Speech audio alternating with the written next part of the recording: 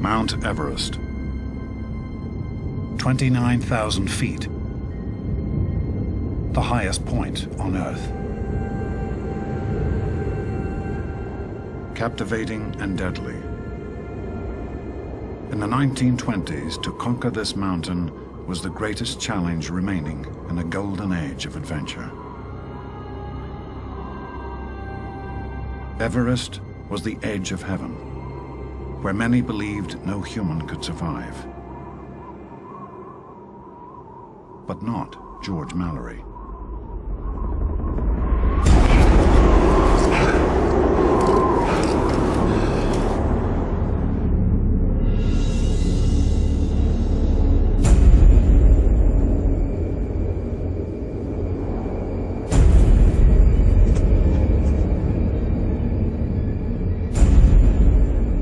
Everest is the last great conquest for man. The wildest dream.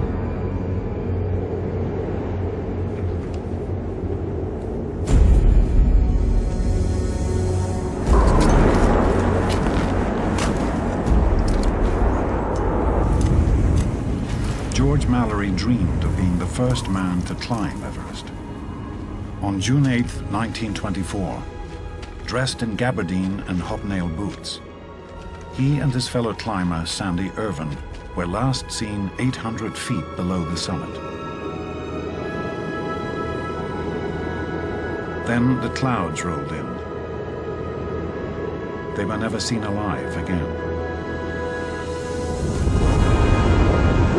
Many believed that almost 30 years before Everest was officially conquered, George Mallory was the first man to set foot on the top of the world.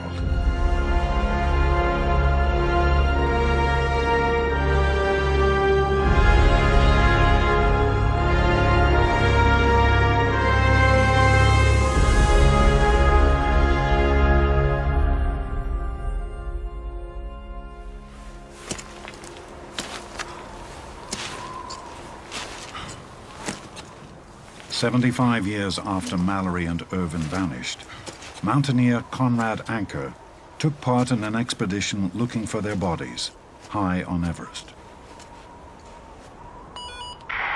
Conrad, come in, please. I'm down at 26.7, over. Anker struck off on his own.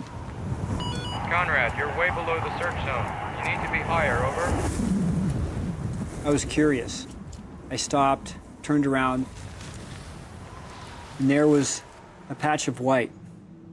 It wasn't snow, it was matte, a light-absorbing color, like marble.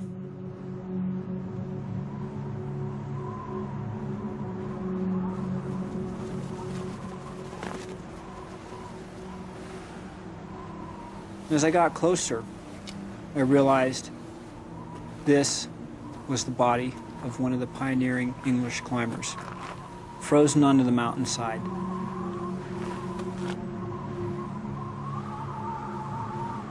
For a moment I thought, maybe I can just keep walking and keep it to myself.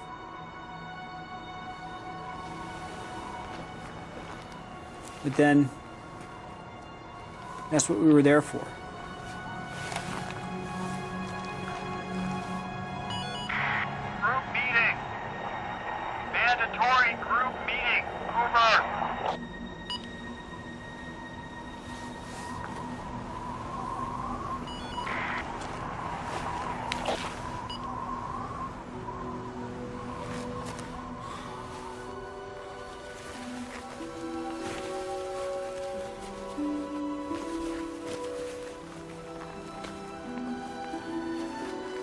Here, wait. This is George Mallory. Oh my God. Oh my God. You see that? George Mallory. Oh my God.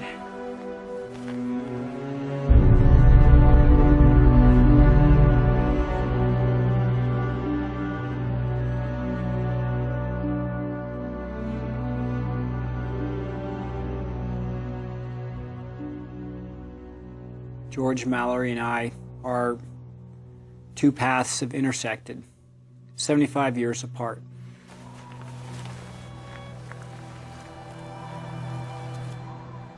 My aunt called me and said in a rather small voice on the phone, "Susie, they've found my father's body on Mount Everest." And I was amazed. I was absolutely shocked. It was very powerful to know where my grandfather was and how he died. He had a compound fracture of his right leg above the ankle, fatal on Everest. His arms were outstretched, as if he had tried to dig his fingers into the side of the mountain. He was last seen up on the ridge, heading west for the summit. But I found him far to the east. So Mallory was on his way back, maybe returning from the summit itself.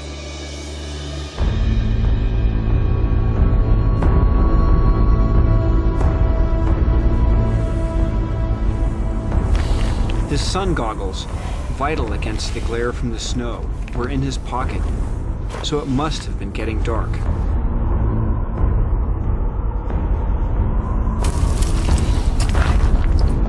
He and Irvine were tied together by a thin cotton rope.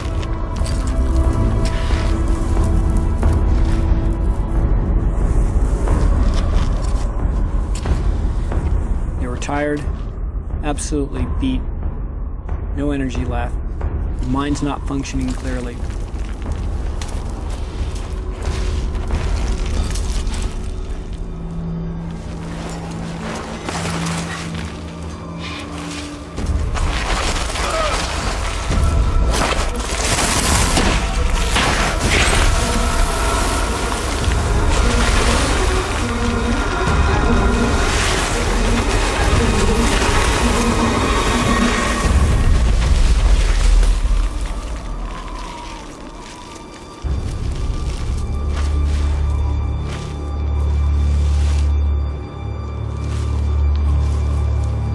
Mallory crossed his left leg over the broken one to ease the pain.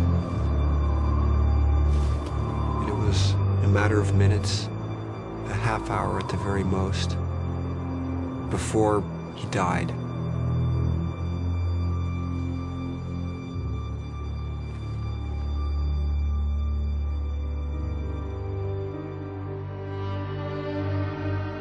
Did Mallory reach the summit?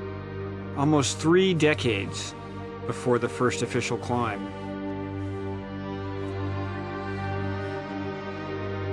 We discovered many things on his body. Documents and letters perfectly preserved 75 years later. His wristwatch rusted in at 10 after 5. The goggles that were inside of his vest. An altimeter, the face broken and the hands missing. But one very significant item was missing, the photo of his wife, Ruth, which he'd promised to leave on the summit. Was the photo missing because Mallory had reached the summit and placed it there? The ultimate tribute to his love of Ruth?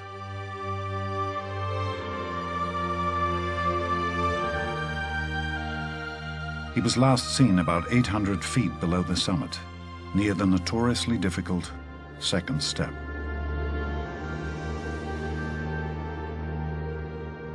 If Mallory was able to make it to the summit in 1924, he and Irvine would have had to have climbed this overhanging cliff at about 28,000 feet. There's never been a confirmed free climb of the second step. Everyone who climbs it today uses a metal ladder bolted to the rock by Chinese climbers in 1975. I want to go back to Everest to try and climb the second step under the very same conditions Mallory faced. It was a pure cliff when Mallory and Irvine approached it. No one had ever been there. It would have been an incredible feat of climbing if they'd pulled that off.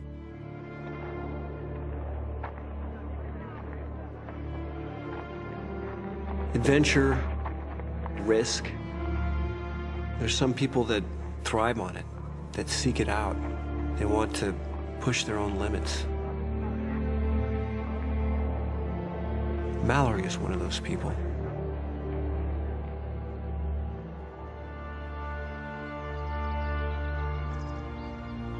Mallory grew up in Cheshire, northern England. He made his first fateful climb in Moberly, his home village. Mallory's father was a vicar here at this church. And it was here that the young boy escaped and climbed up to the top of the church, age 7. And imagine that. Finding climbing. It's his true passion in life.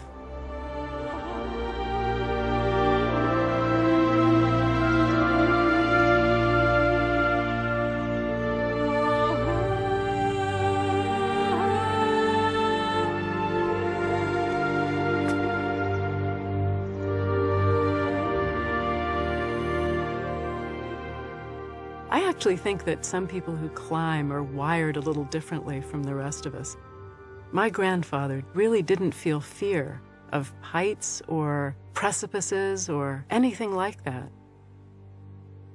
He had a way of climbing that was not quite like everyone else's. His arms and legs would just sort of eat up a mountain, and he would start flowing over it like a wave.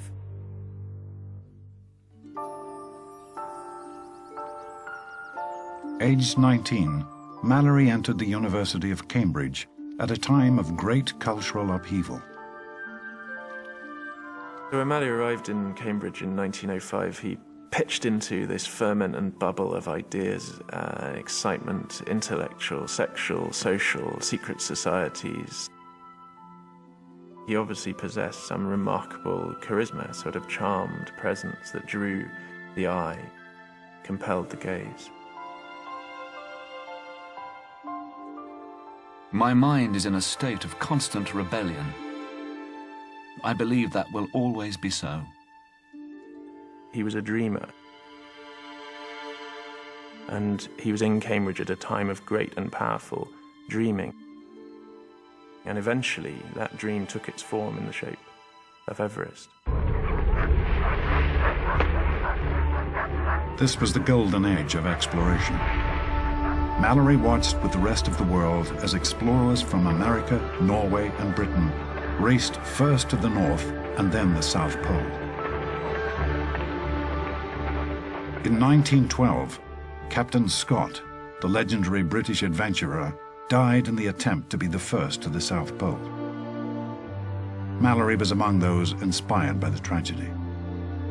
Britain is at the waning of the empire at this time. It's looking for ways to reinvigorate itself. And so attention inevitably turns to Everest as the final possibility, the third pole. Surveyors had calculated that Everest was the highest mountain in the world, but no Westerner had ever been within 40 miles. Mallory became obsessed by a mountain he'd never even seen. Everest is the highest mountain in the world. No man has reached its summit. Its existence is a challenge to man's desire to conquer the universe.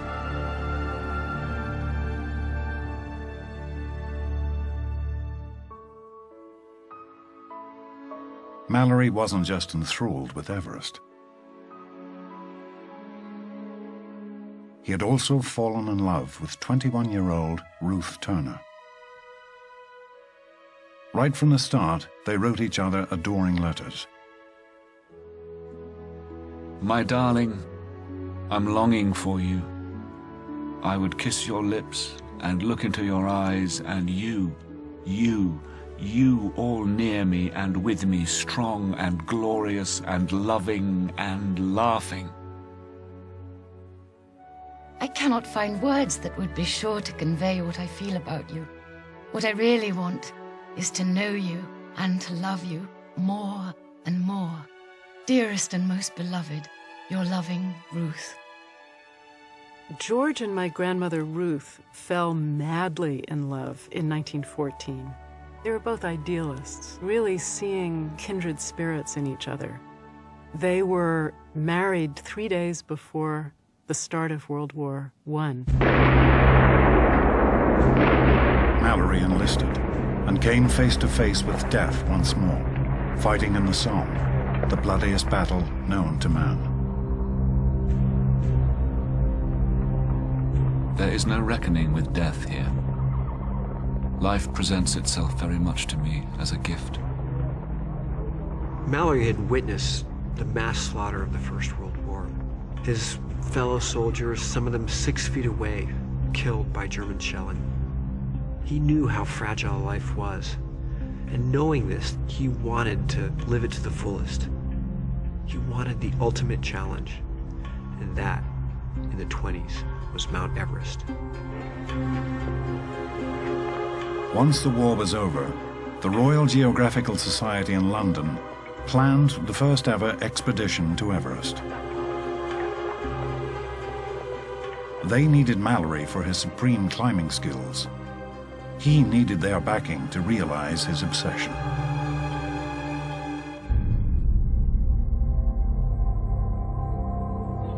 When Mallory undertook that first expedition in 1921, he had to approach Everest through Tibet from the north. The Nepalese refused to allow access to the easier south side, used when Everest was first officially climbed in 1953. After an 8-week journey, Mallory finally set eyes on the mountain that had haunted him for so long. Like the wildest creation of a dream, Everest, a rugged giant, a prodigious white fang, a colossal rock plastered with snow. From the mountaineer's point of view, no more appalling sight could be imagined. When he first saw Everest, he describes it really almost as an adversary. It's very beautiful, but also ugly or frightful, like an ogre.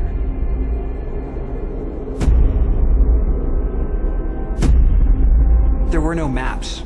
No one knew the terrain there. In this first trip, the trip of 1921, it was imperative that the team find the route that would lead them to the summit.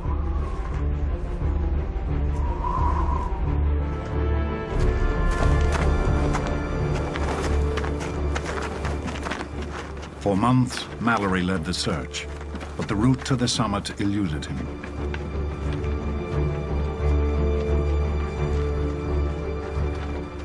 Finally, late in August, he found what he was looking for.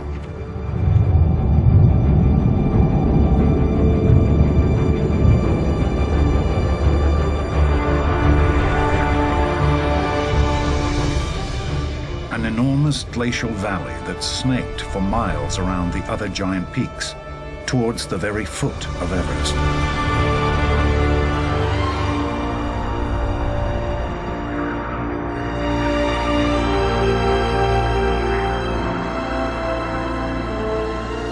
My dearest Ruth, we have found our way to the great mountain.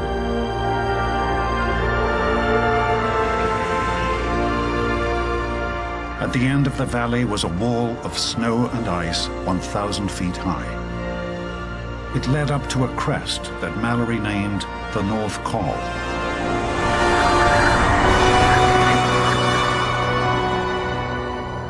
And then on to the top of the world.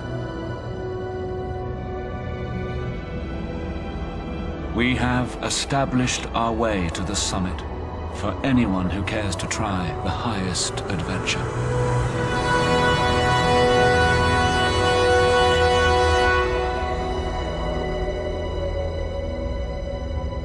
But the heavy snow that comes with the monsoon each summer quickly made climbing impossible. They had to head home.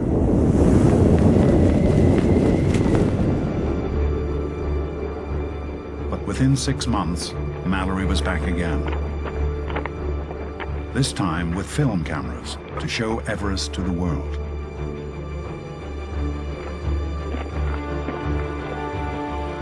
He climbed higher than anyone else before him.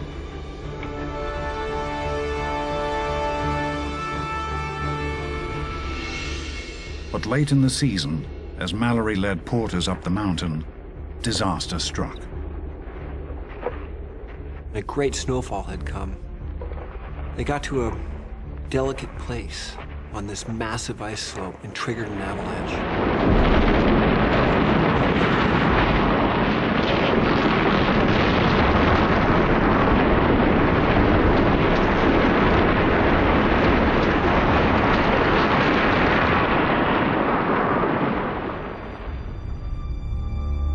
My dearest Ruth, 7 brave men killed, and I am to blame. It has happened forever, and I can do nothing to make it good. After the avalanche, and when George returned to Europe, he really had no wish to go back to Everest. He just wanted to get away from the deprivation and the danger, and also the memories of that avalanche.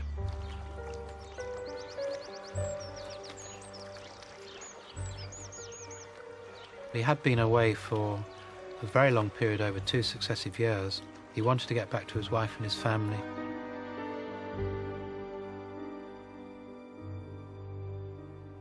They had 3 children. My mother was the second daughter of George Mallory. And at this point, I think he was really starting to think about wanting to be home more, to be with Ruth more, and to address himself to raising the kids.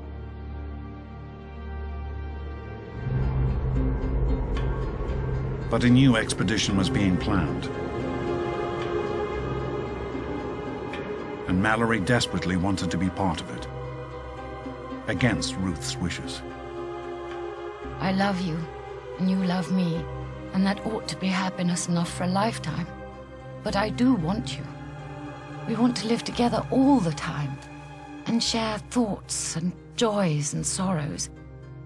And we can't apart as we can together. I am having a horrible time on a tightrope. It would be an awful tug going away instead of settling down here with Ruth. But it would look rather grim to see others, without me, conquering the summit.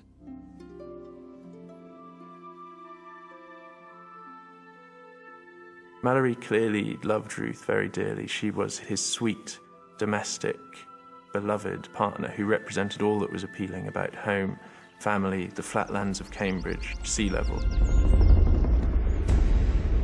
But Everest represented all that was exciting, adventurous, visionary, mystical. His personality was pulled between those 2 poles.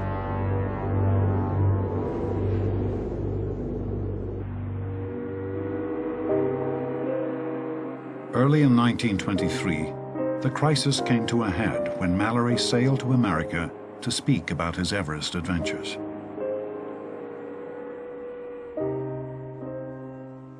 He was the star turn at the Explorers Club in New York. I can just imagine the audience on the edge of their seats as Mallory told them about the biting wind, the lack of appetite, the fierce cold. A New York Times journalist asked the question, why climb Everest? Mallory gave his legendary reply. Because it's there.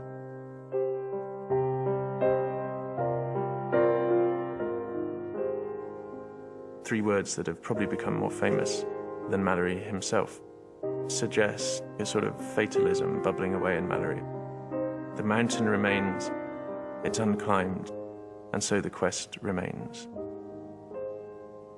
And he is the man who is locked into this almost fairy tale relationship with the mountain. He's been twice, and he must go back the 3rd time.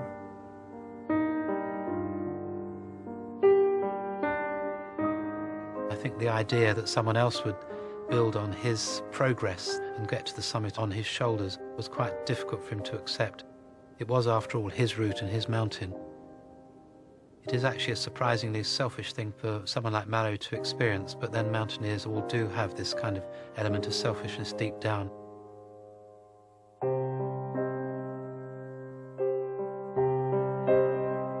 Aged 38, this was Mallory's last chance to conquer the mountain.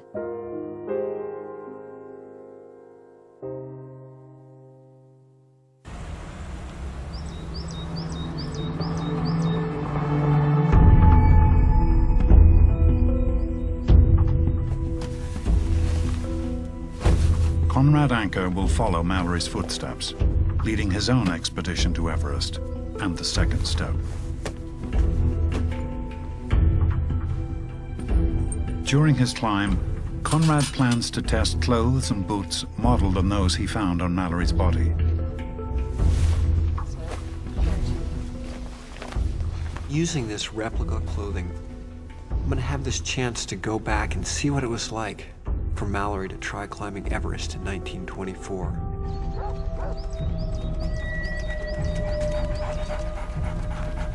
But like Mallory, Conrad is torn between his passion for Everest and his love for his family. My family's anxious about this trip. I'm going to Everest.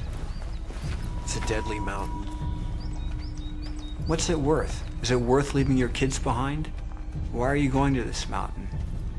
Are you going to be safe? You know I love you. And I can see there, as I was trying to rationalize it to my wife and children, that it's a safe thing and it's a fine thing to go on Everest and it's a noble thing, that these were the same answers that Mallory had for Ruth. I know what it's like to be the wife of a climber, and I know what it's like to be the wife of a climber who doesn't come home. Jennifer was previously married to one of America's finest mountaineers, Alex Lowe, Conrad's climbing partner and closest friend. Just a few months after finding Mallory's body, Conrad was climbing with Alex when the mountains claimed another life. An avalanche struck Alex and I as we were climbing in the Himalayas. He died, and I was 3 feet away from him. She could just look at him and tell that he was burdened with this world of guilt and grief, that somehow he could have prevented Alex's death. In the aftermath of this tragedy, we communicated with each other, and eventually we grew to fall in love. And it wasn't just Jennifer that my love grew for, it was also the boys. Jennifer must really like climbers to willingly bring me into her life and then marry and have me adopt the boys, because she knows it's downright dangerous work. Boys, dear, look what I found downstairs. Whoa! Good God.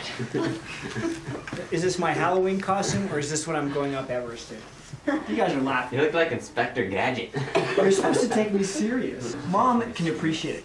Oh, it's amazing to think of those guys going for the summit in clothing like that. Would you climb Everest in that suit? No, What would you wear? I wouldn't climb Everest.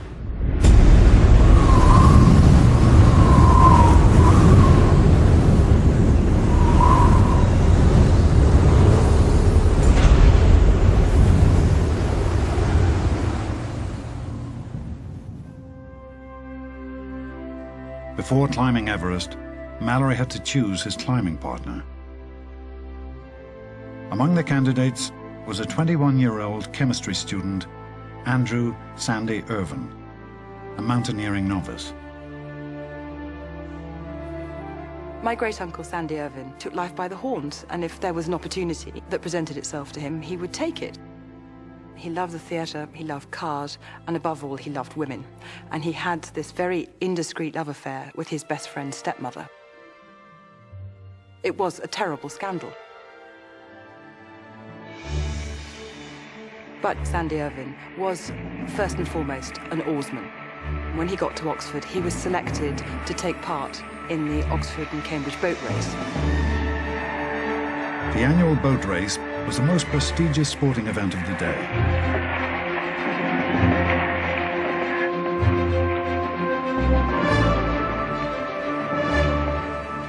they were victorious. And what Mallory saw in Sandy was this extraordinary ability that great oarsmen have, which is to row through pain, to push himself almost beyond normal human limit. But there was another reason for choosing Irvine. Mallory needed someone technical to master the oxygen equipment vital at high altitude. And unlike Mallory, Irvine was very practical. Sandy asked the Mount Everest committee to send him a 1922 set, plus the drawings. And he spent hours and hours in his rooms in Oxford, trying to make it serviceable, trying to make it lighter, stronger, and less fragile, so that the climbers could use it with greater confidence.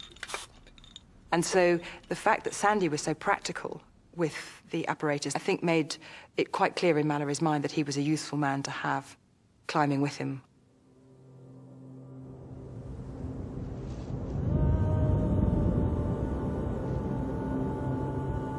Conrad Anker has also chosen a young Englishman as his climbing partner, Leo Houlding. Like Irvine, Leo is young, strong, a natural athlete, and has never climbed at high altitude. The 90 feet high second step will be a dangerous venture into the unknown.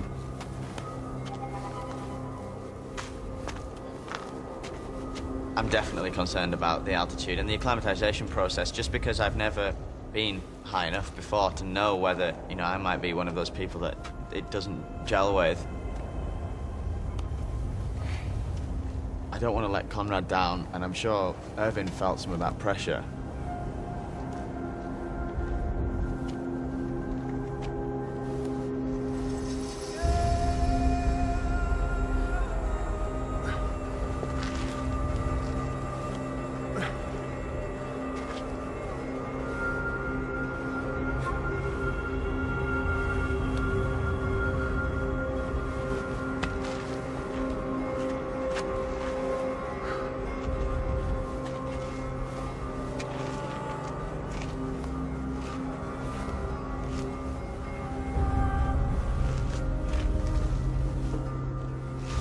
Leo's never been to altitude, this unknown. And you can't walk into a hospital and take a test that will come back and say, oh, you'll do well at altitude. Some people do really well, but I've seen fit people doubled over and with splitting headaches.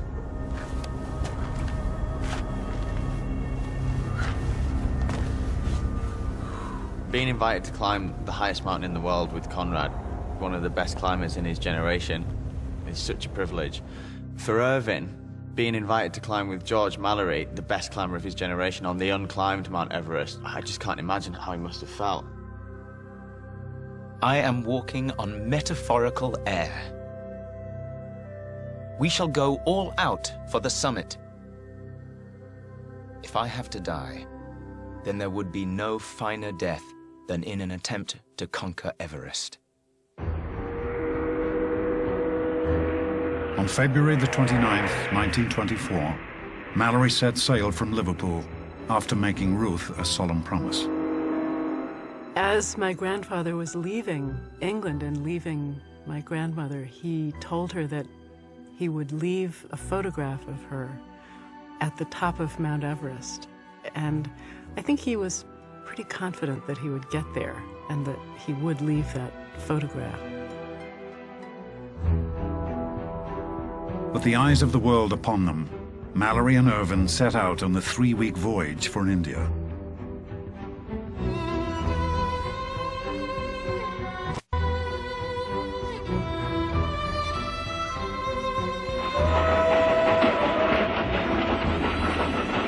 Late that March, their convoy began its 350-mile trek.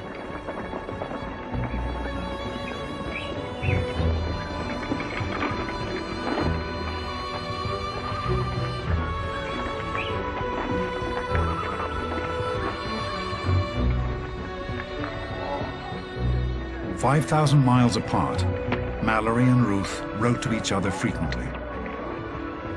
Couriers carried their letters across the world, and after the months of tension they'd gone through, he and Ruth made up. I do miss you a lot. I know I have rather often been cross and not nice, and I'm very sorry. I was unhappy at getting so little of you. Very, very much love to you, my dear one. Your loving Ruth. Dearest one, we went through a difficult time together in the autumn. Your letters bring you much nearer. I wish I had you with me. We can think of the relationship between Mallory, Everest and Ruth as a kind of love triangle. When he was at home with Ruth, he was dreaming of Everest. When he was away with Everest, he was dreaming of Ruth. Until a certain point, until he got sufficiently close to the mountain that it cast its spell over him.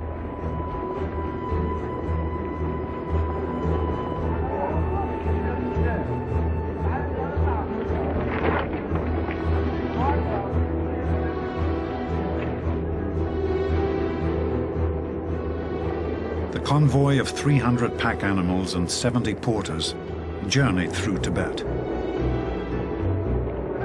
Provisions included 4 cases of Montebello champagne and 60 tins of quail and foie gras.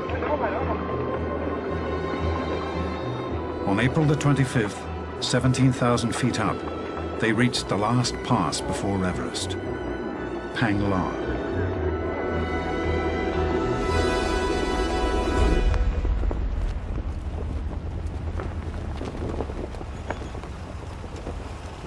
Panglar's the pass where you get the first stunning view of Everest, right? Yeah, and it's this vista. You've got 5 of the world's highest peaks in one view.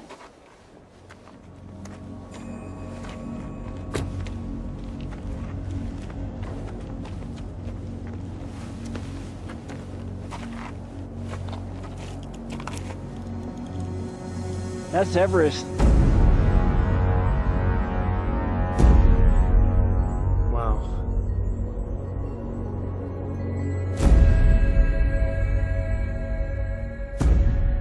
It's so much bigger than all the other ones, isn't it? Yeah. It's really special how we haven't had any sign of the mountain, and then you drive up to this high pass, and then she just reveals herself in all her glory. You know, Chomolungma, mother goddess of the earth, the mountain we call Everest, just bang!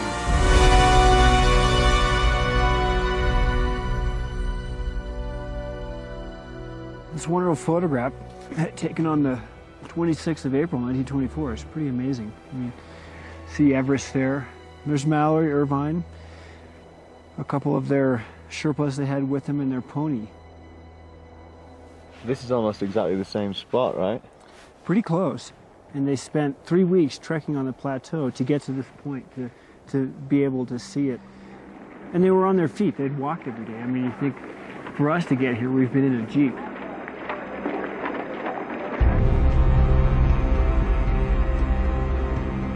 On April the 29th, Mallory and Irvine set up their center of operations, base camp, 12 miles from the summit.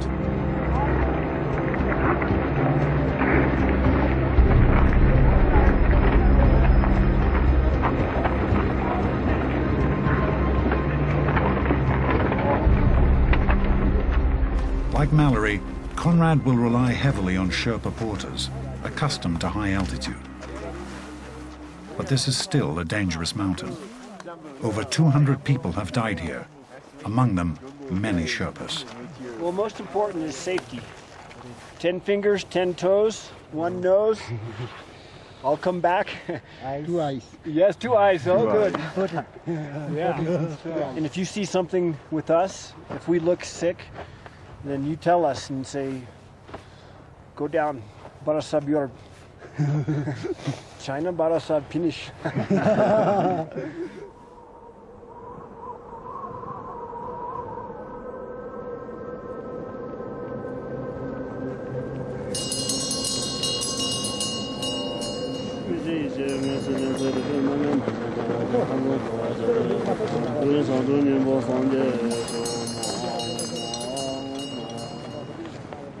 Before one embarks on an expedition, it's customary to have a puja, which is a blessing ceremony. As Chomolungma is mother goddess of the earth, the mountain is a deity for the Tibetans and the Sherpas. Safe passage depends upon having a good puja.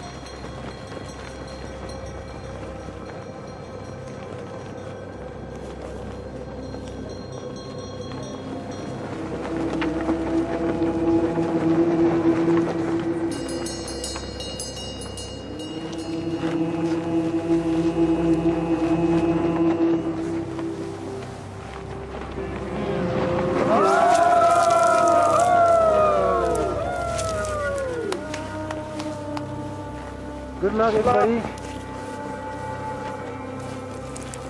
Lots of luck.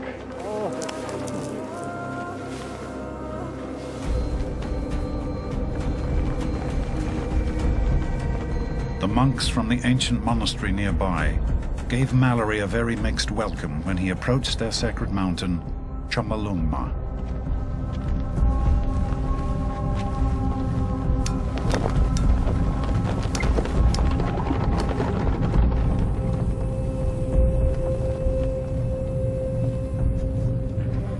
It was 83 years ago on this day, May 15th, that Mallory and his team came here for a blessing from the Lama.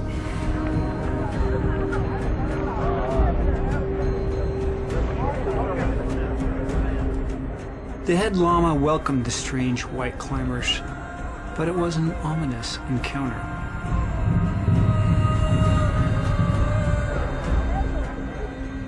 Along with the blessing, the Lama had a very stern warning for the expedition.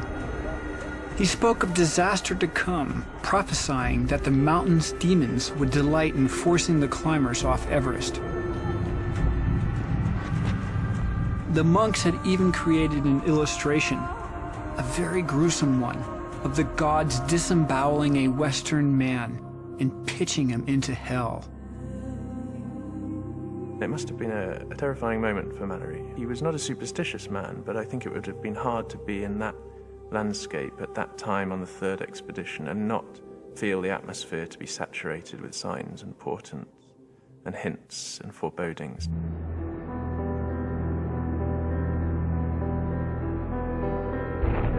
Despite the bad omens, Mallory hoped that this time he'd summit the mountain. The weather was good. He planned to reach the top of Everest by mid-May to beat the snows that came with the monsoon.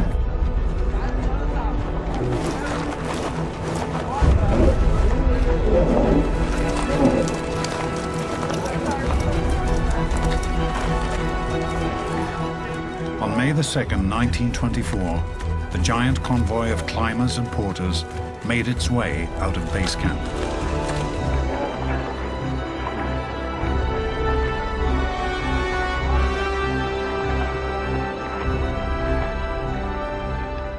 My dearest Ruth, the thought of you will be present in the most important decisions. I am eager for the great events to begin. Mallory realized that the way to attack Everest was a series of camps, almost militaristic in style.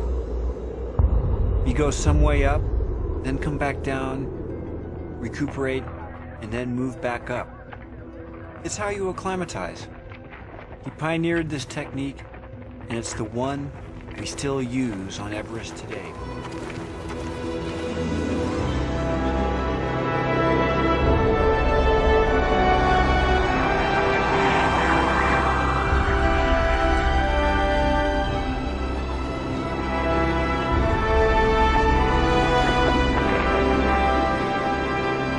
Conrad and Leo follow Mallory's route through a forest of ice pinnacles, up to Camp 3.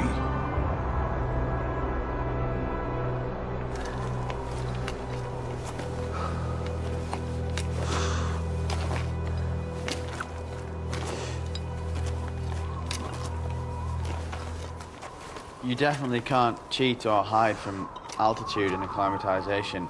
It just makes everything really hard work. This is it, Leo. Finally. Camp 3 for 1924. At Camp 3, altitude really begins to show its nasty side effects.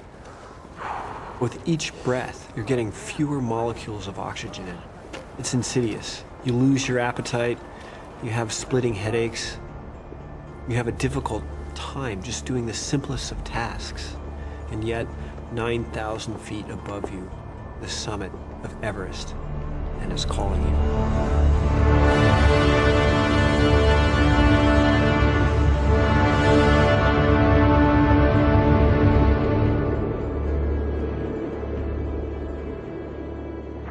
Somewhere above their Camp 2, Mallory and Irvine experienced their first bout of bad weather. A storm came in, the temperatures plummeted, and Mallory realized that it wasn't going to be easy street up to the summit of Everest. My dearest girl, I was acting as a lone horse and arrived first in Camp 3. The glacier is everywhere beneath the stones. My boots were frozen hard on my feet. I was a good deal depressed by the situation. I love you always, dear one. Should we try it on? Yeah, I'm pretty keen to see how this stuff works. All right, it works check pretty this well. out. I imagine climbing up with these things is something else. So I've got every layer on here. Mallory and Irvine had 7 layers on when they went for the summit in 24. But the big difference is here in the footwear. I'll tell you, the rest of this outfit seems pretty good, but compared to the boots that we wear these days, these things look decidedly, you know, inappropriate.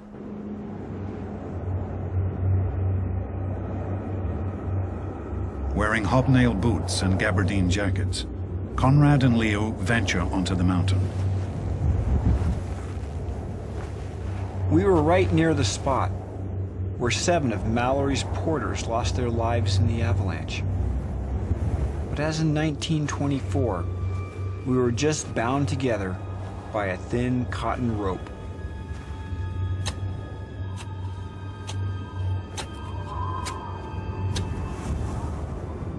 Using Mallory's technique, Conrad cuts steps into the steep ice slope. This is real mountain terrain, and if you lose your footing, you'll fall down 1,000 feet to the base of it. And we need to start being careful now. There's crevasses, there's danger of avalanche. When you stand on the edge of a crevasse, you just see this slot disappearing down into the glacier, hundreds of feet deep. But the dangerous ones are the ones that you can't see. You can be walking across a snow bridge just a few feet thick and fall through it to certain death. Yeah, she's deep, isn't she? Yeah. Right at the bridge. 10 feet of rope. Be careful, my friend.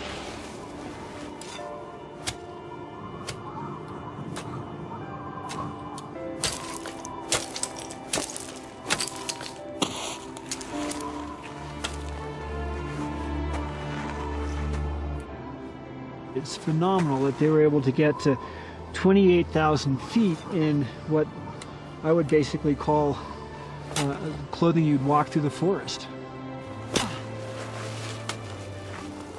Oh, good job, Leo. No.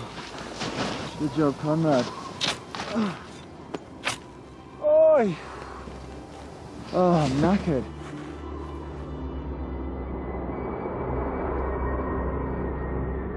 In 1924, Mallory's team were pinned down by weather so severe, Sandy Irvine feared for his life.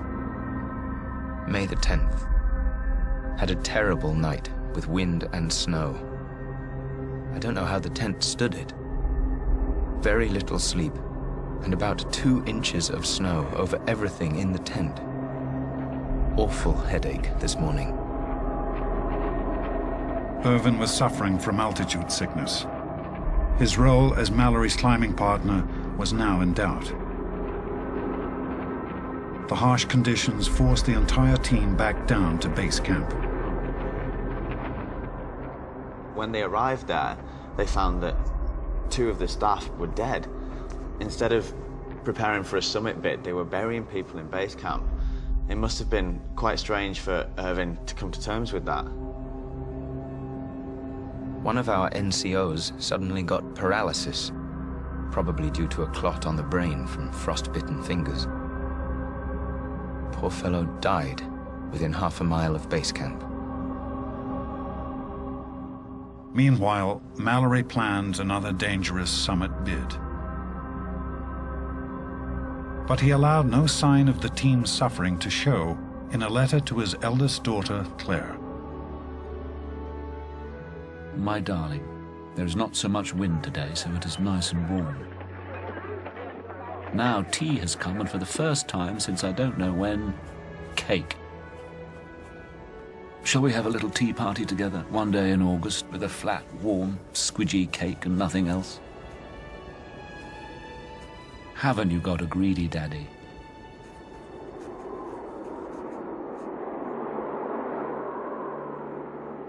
It was already mid-May, and soon the snows would come.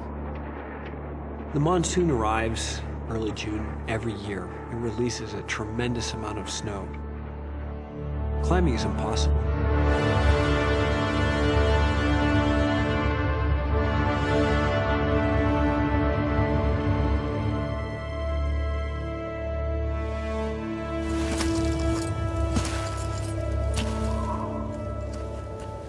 We had the same challenge as Mallory in 1924. We were there late in the season. If we didn't get up the mountain before the monsoon hit, we'd be in very serious trouble.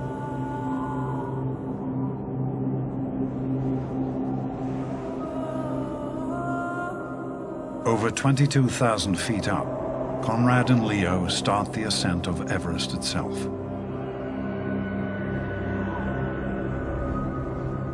They are on one of the most treacherous parts of the mountain, the giant wall of ice and snow that leads up to the North Col, the launch pad to the summit.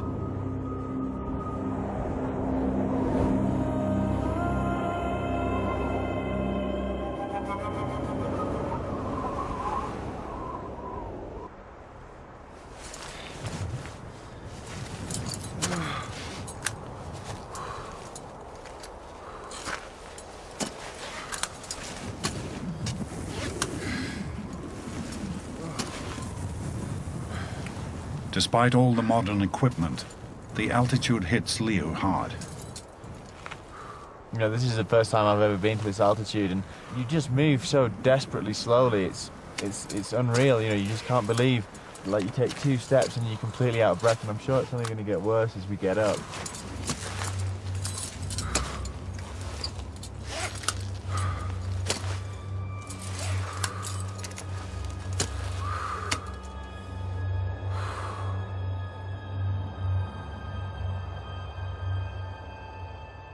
With hobnail boots and new guide ropes, Mallory led the assault on the North Col, cutting steps into what he called its great battlements of ice. The North Col was a triumph. I enjoyed the conquest of the ice wall and making the steps. Afterwards, I was practically bussed to the world. Looking back down the valley, he was already higher than the greatest peaks in Europe or America. But the summit was still 6,000 feet above.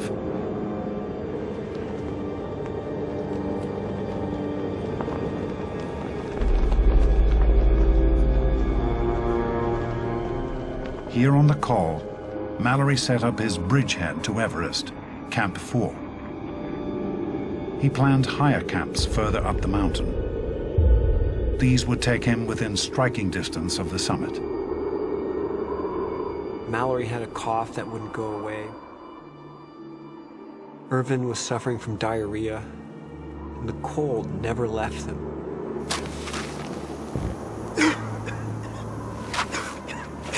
My dearest Ruth, I couldn't sleep, distressed with bursts of coughing fit to tear one's guts.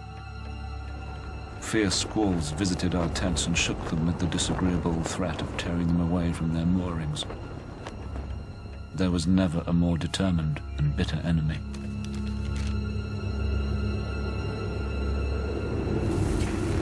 23,000 feet up, Conrad and Leo test out Mallory's gear one last time.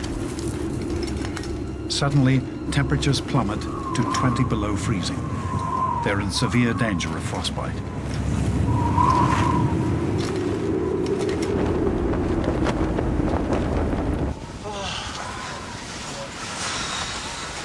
Thank you, Mingwa. No problem.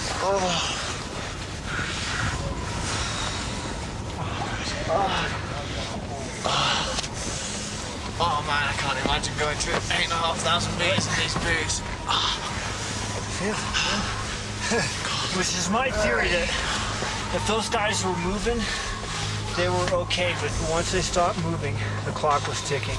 And it was a different game altogether.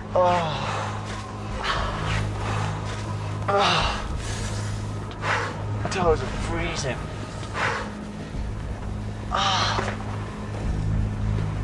In 22, Mallory frostbit one of his fingers. And he commented that it was bad, but not that bad. And then, sort of in a little note aside, he said, I wouldn't mind if I lost a finger for this summit. And if I was in his shoes, I probably would have thought the same thing, because it was the golden age of exploration.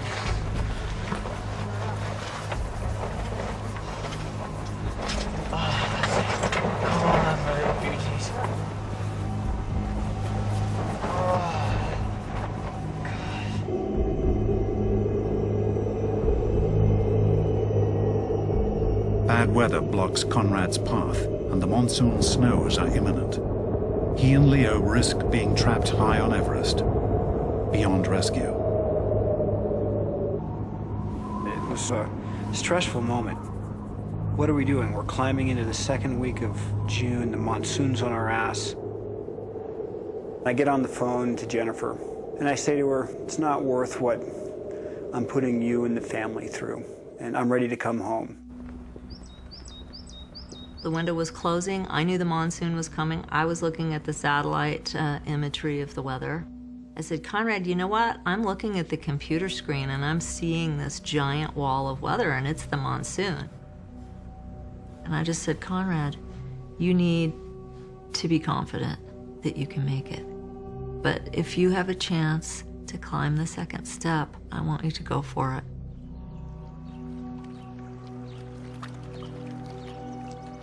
My dear one, what is happening to you? I wonder so much. Are you happy and are you well? All the immortal love my soul has is with you. Ruth. Early in June 1924, two of Mallory's team, Norton and Somerville, pushed on up the mountain. But Everest forced them back. Snowblind, Norton had to be carried down. Somerville almost choked to death before coughing up part of his frostbitten larynx. Clearly, it was time to go home. They were weak with exhaustion. The monsoon was due, but Mallory refused to give in. My dear girl, this has been a bad time altogether.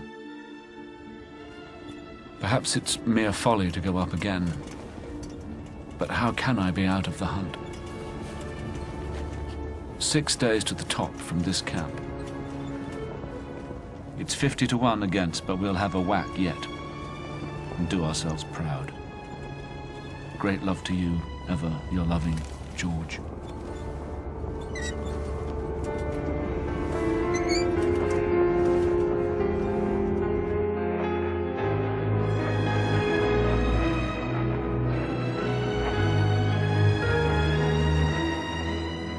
The big question is why George Mallory thought it was worth one more shot. And I think the way to reconcile the overriding conflict in his life was actually to climb the mountain and be done with it and go home to Ruth and say, I've done it, it's over, now we can get on with the rest of our lives. He knew that this was it. He couldn't come back again later if he didn't get to the top. It would be impossible to put Ruth through that again. I must tell you, dearest one, I feel full of energy and strength. My plan will be to carry as little as possible, go fast, and rush the summit.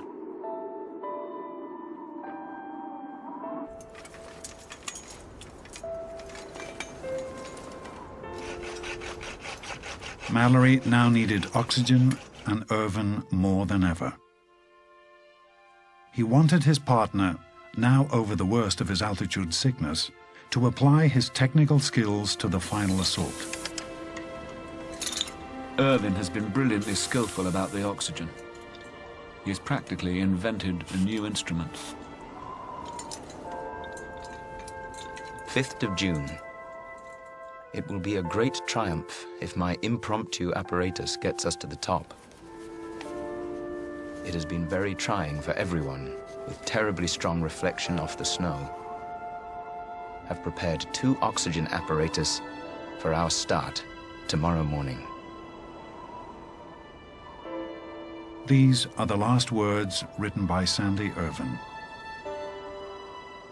He would have gone wherever Mallory would have wanted him to go. And I'm quite sure that he had every intention of coming back from the mountain with both feet, both legs, both arms intact. I don't think he even truly entertained the idea that he would die. I think he believed that he was indestructible. Early on June the 6th, support climber Noel Odell photographed Mallory and Irvine as they set out from the North Col.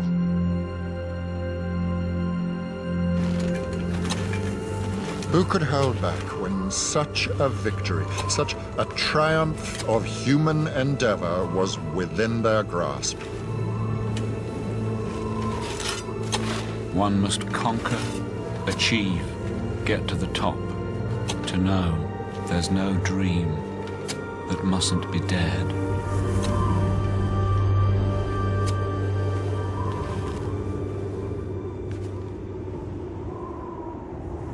There's nothing on top of Mount Everest. There's not a pot of gold.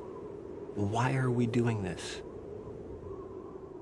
You want the glory. You want that feeling of standing on top of the world. Gambling on beating the monsoon, Conrad makes his choice to follow Mallory up to the second step. We're starting our summit bid, and it's the 10th of June. I think the 5th of June is the latest anyone's ever climbed pre-monsoon. The clouds in the background are an indication of the monsoon rolling in, so we're going to play it by ear, one day at a time, but this is our window.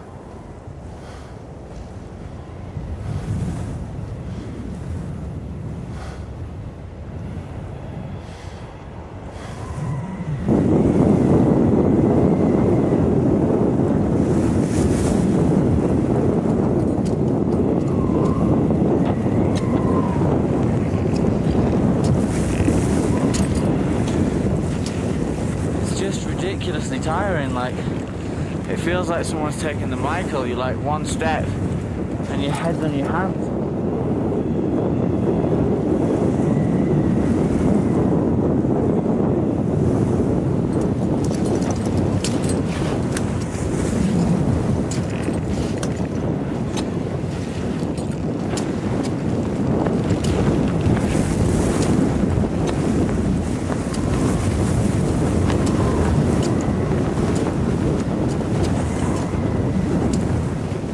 That is unreal, isn't it? It's like an out-of-body experience.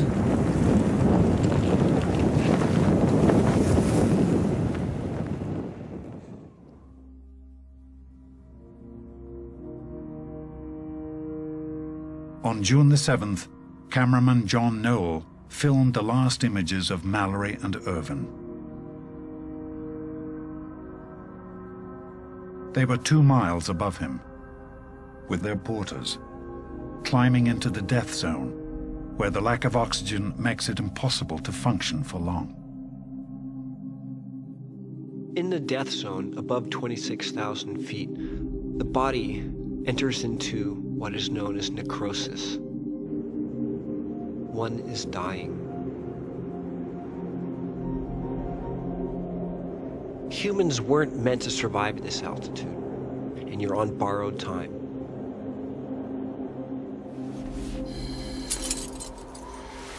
As they enter the death zone, Conrad and Leo use oxygen, like Mallory and Irvine before them.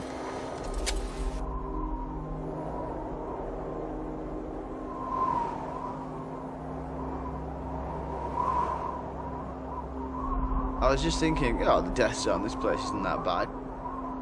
All of a sudden, the first of the dead bodies that we encountered appeared right by the path. And it was a real, well, I mean, when else do you walk past a dead body, you know, unless you're in a war zone, you're never going to witness anything quite like that. It's such an extreme environment up there that no one can do anything about it. They can't bring them down.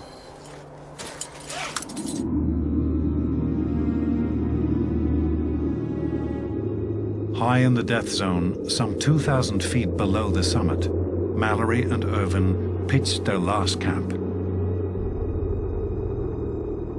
Here Mallory wrote to cameraman John Noel, who was waiting further down to film the moment of triumph. Dear Noel, we'll probably start early tomorrow to have clear weather.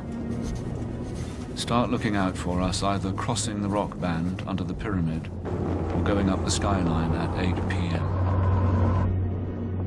Clearly he meant to say 8 a.m. He was tired.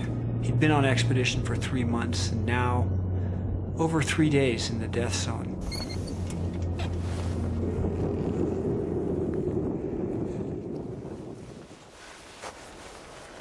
Just a bunch of headlights.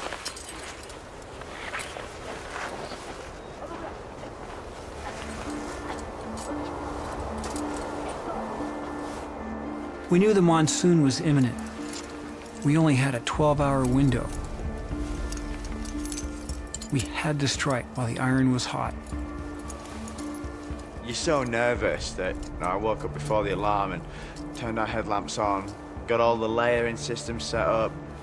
When you step out of the tent, it was a bit like a starting gate. I was ready to go.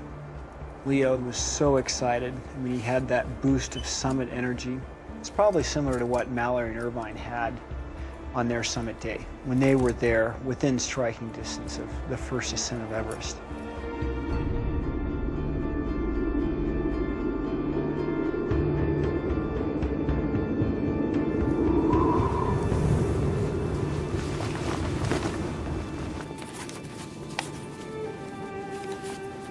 Imagine the morning of June 8th, 1924. They're cold, they've had a restless night of sleep. Compound this with a lack of appetite, severe dehydration. Their bodies are wasted, their mental faculties are compromised. Simple things become monumental chores.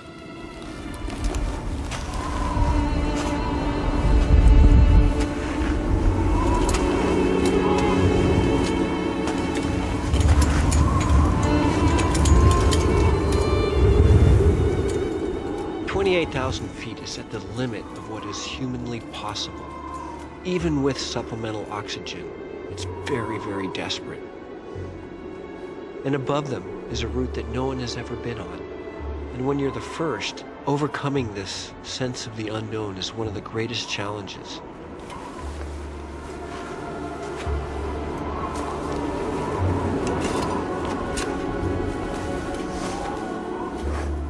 Think about it. The anxiety, the fear, the trepidation, combined with the exhilaration, all those things stirring around and held fast by pain and suffering.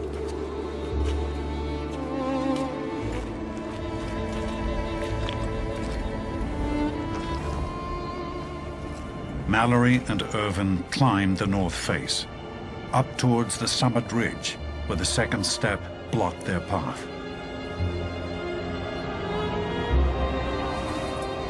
We got to the ridge just on schedule, right after dawn. Absolutely wonderful.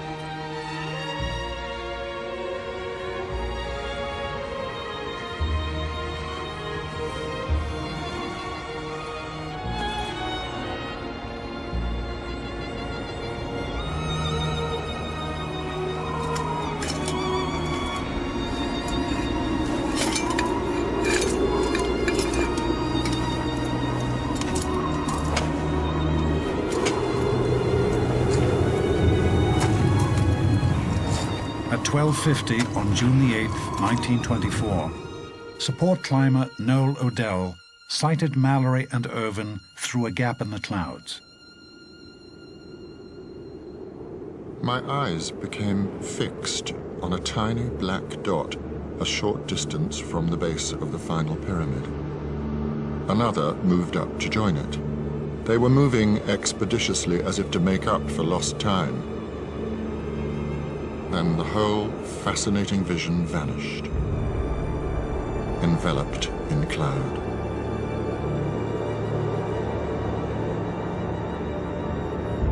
Mallory and Irvine were missing. No trace can be found. Awaiting orders. Instead of capturing their victorious ascent, cameraman John Noel had to film the search for them. Days later, blankets laid out as a cross in the snow signaled the devastating news. Mallory and Irvine were lost, presumed dead.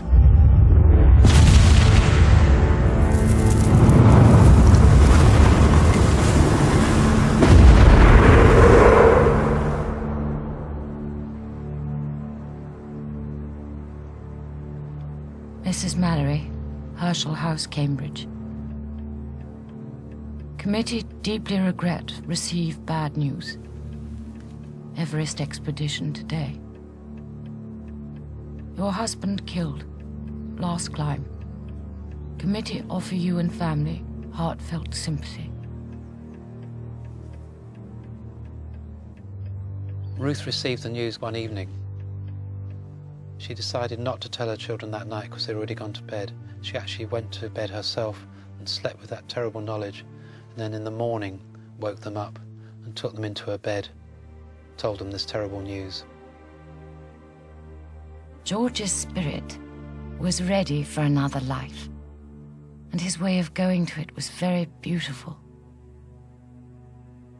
I know so absolutely he could not have failed in courage or self-sacrifice. If only it hadn't happened. So easily might not have.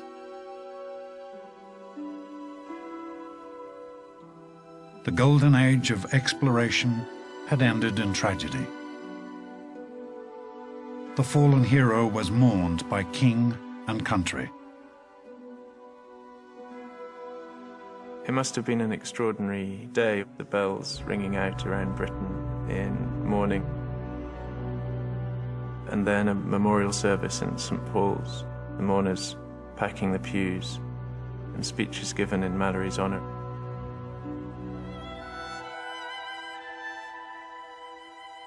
Mallory the man soon became Mallory the legend. Many people were convinced he had reached the top of Everest. But to summit, he would first have had to free climb the second step. On June 14th, our expedition reached the second step. This formidable rock face that stood between Mallory and the summit. The Sherpas cleared the fixed ropes and hauled the ladder away, restoring the second step to what it was like in 1924.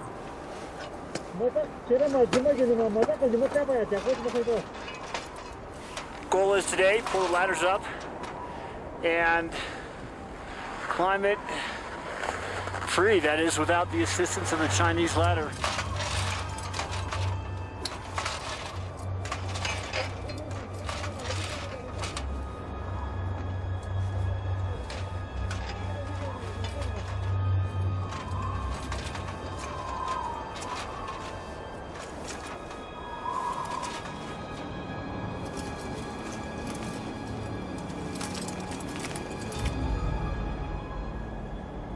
This whole time on the expedition, I knew it was going to come down to this half hour on a cliff band at 28,300 feet.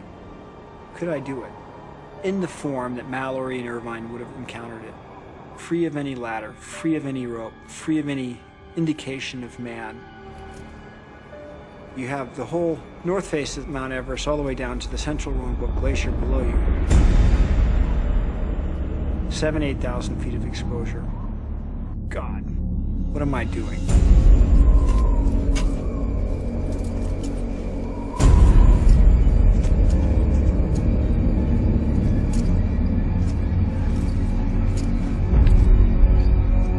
Just like Mallory and Irvine, Leo and I were tied together. It's the brotherhood of the rope.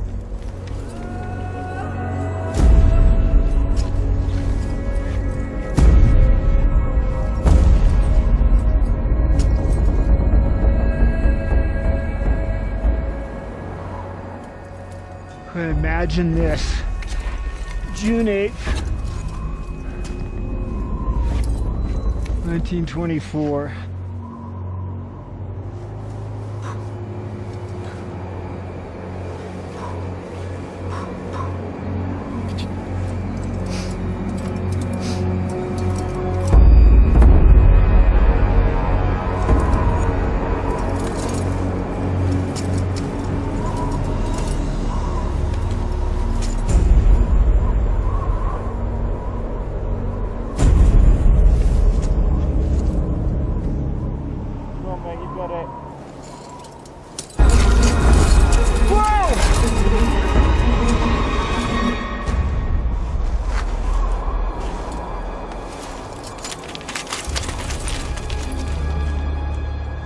Okay. Yeah. Man. What happened there? Bad step. Had I not caught myself, there's a good chance I could have fallen over the edge, pulled Leo from the mountain, and fallen 7,000 feet to the central Rongbuc Glacier. I think it shook him up somewhat, and he ended up spending quite a long time figuring out what to do next, recomposing himself. I mean, I'd say at least 20 minutes. You wanna stand on my shoulders? Let me give another go. My job was to climb the second step. I knew that I had to try it from a different angle.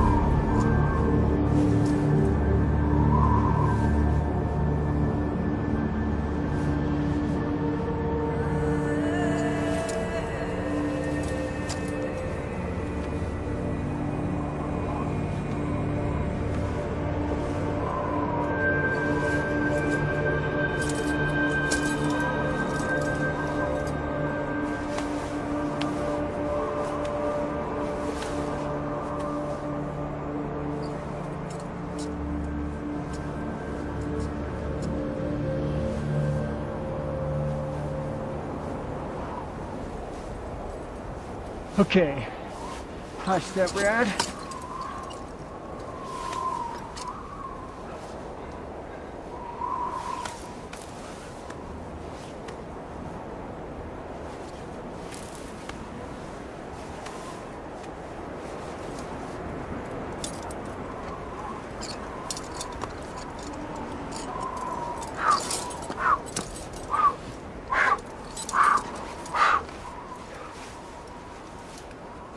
I think I got it, Leo. I think I got it.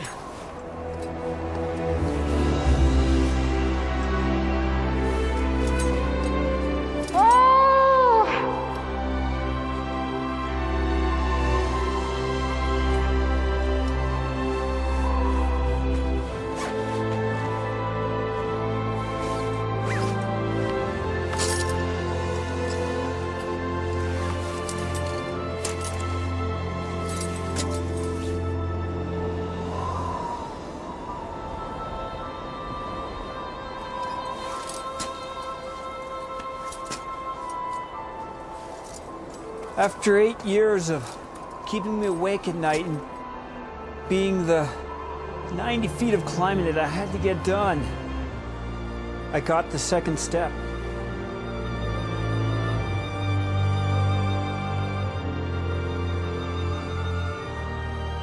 I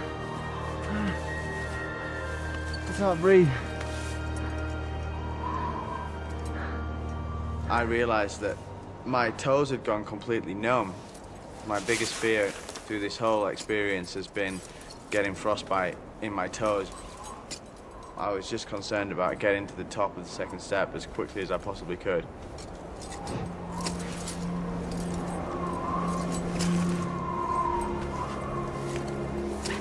I thought about Mallory. Our ascent of the second step opens up the possibility that they could have pulled it off.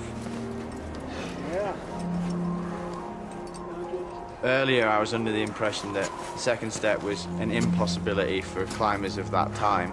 Now, I'm changed on that. They definitely were capable of doing it. The second step is not too much of an obstacle for them to overcome.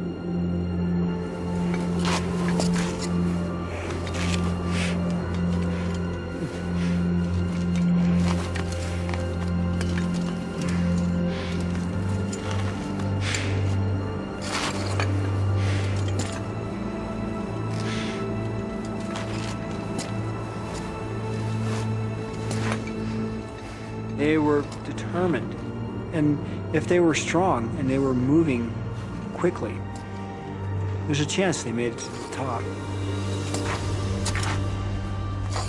Dear one, I will be thinking of you as you set off for the summit. I know you can achieve your wildest dream.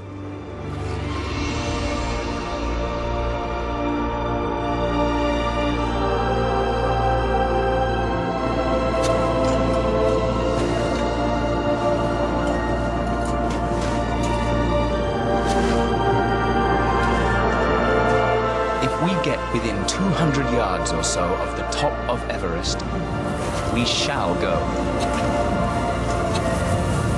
And if it's a one-way ticket, so be it.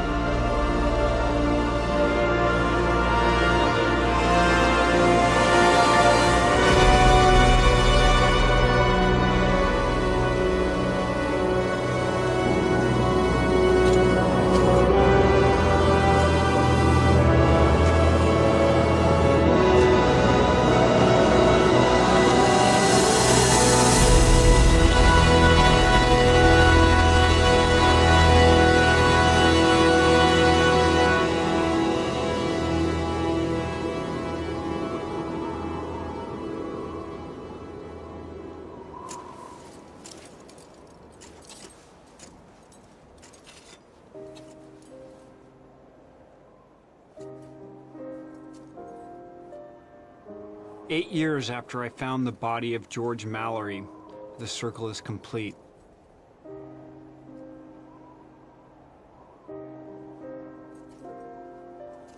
A few hours before the monsoon closed in, Leo and I summited Mount Everest.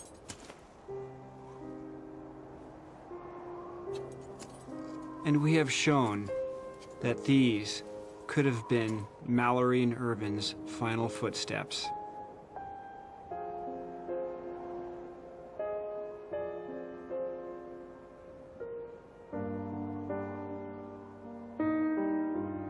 Is this the summit crowning the day? How cool and how quiet. Have we vanquished an enemy? None but ourselves?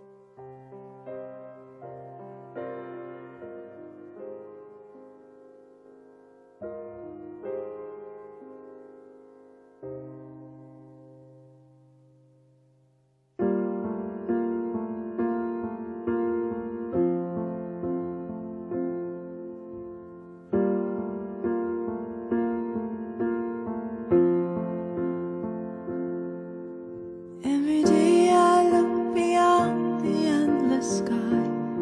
me you smile. Every night I dream that you are by my side. In 1,000 frozen moments I have stared into your eyes, brought you with me all these miles I have climbed. I brought you